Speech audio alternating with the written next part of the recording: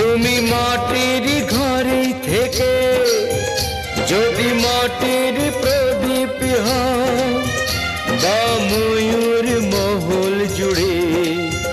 যদি ঝাড়বাতি হয়ে রাও,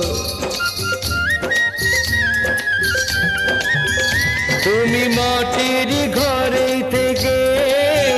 যদি মাটির প্রদীপ হও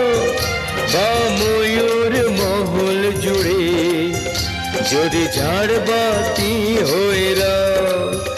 তবু ছড়াতে গেলে